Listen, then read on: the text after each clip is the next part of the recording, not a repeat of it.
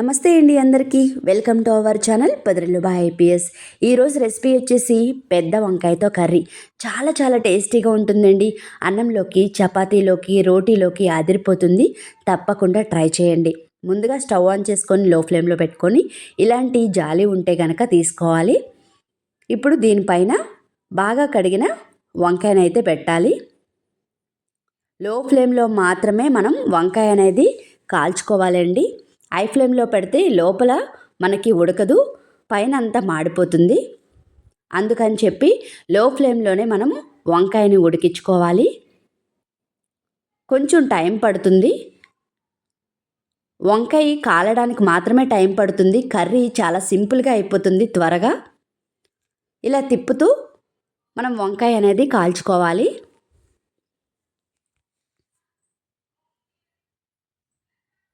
ఈ విధంగా కాలిన తర్వాత ఒక గిన్నెలోకి వాటర్ తీసుకొని ఆ వాటర్లోకి ఈ వంకాయ వేసుకొని చల్లారనివ్వాలి. ఇక్కడ నేను 3 టమాటాలు చిన్నగా కట్ చేసుకున్నాను. ఒక 2 పెద్ద ఉల్లిపాయలు చిన్నగా కట్ చేసుకున్నాను. 4 పచ్చిమిర్చి సన్నగా కట్ చేసుకున్నాను. వంకాయ చల్లారిన తర్వాత ఈ విధంగా తోలు అనేది పైన తీసేసి ఈ విధంగా వీడియోలో చూపిస్తున్న విధంగా కట్ చేసుకోవాలి. చిన్న చిన్న పీసుల్లాగా కట్ చేసుకోవాలి.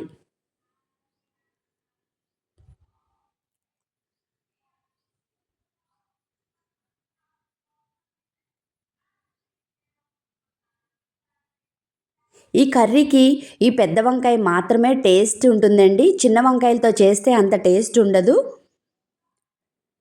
ఇప్పుడు స్టవ్ ఆన్ చేసుకొని కడాయి పెట్టుకొని కర్రీకి సరిపడా ఆయిల్ వేసుకోవాలి. ఏ వంకాయ కర్రీ చేసినా ఆయిల్ కొంచెం ఎక్కువగానే పడుతుంది. అప్పుడే దాని టేస్ట్ అనేది.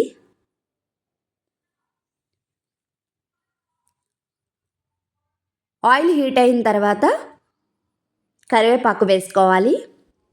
వేసుకొని ఫ్రై చేసుకోవాలి. ఫ్రై చేసుకున్న తర్వాత మనం ముందుగా కట్ చేసి పెట్టుకున్న ఉల్లిపాయ, టమాటా అలాగే పచ్చిమిర్చి ముక్కల్ని వేసుకొని టమాటా మెత్తబడేంత వరకు ఫ్రై చేసుకోవాలి.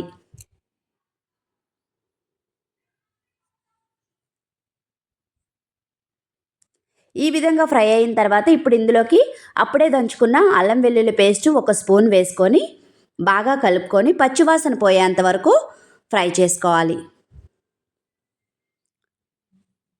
ఈ విధంగా ఫ్రై చేసుకున్న తర్వాత ఇప్పుడు ఇందులోకి మనం ముందుగా ఉడికించుకున్న వంకాయని ముక్కలుగా కట్ చేసుకున్నాం కదా, ఆ ముక్కల్ని ఇందులోకి వేసుకొని బాగా కలుపుకోవాలి.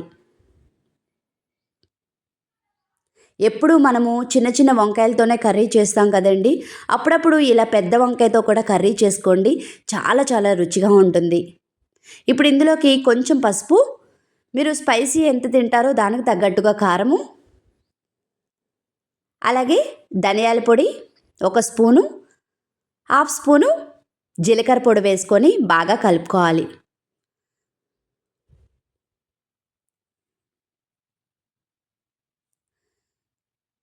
ఈ విధంగా కలుపుకున్న తర్వాత ఇప్పుడు ఇందులోకి ఒక 1/2 కప్పు వాటర్ పోసుకోవాలి.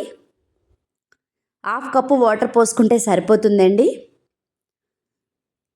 ఈ విధంగా పోసుకున్న తర్వాత బాగా కలుపుకోవాలి. కలుపుకున్న తర్వాత ఇందులోకి రుచికి సరిపడా సాల్ట్ వేసుకోవాలి.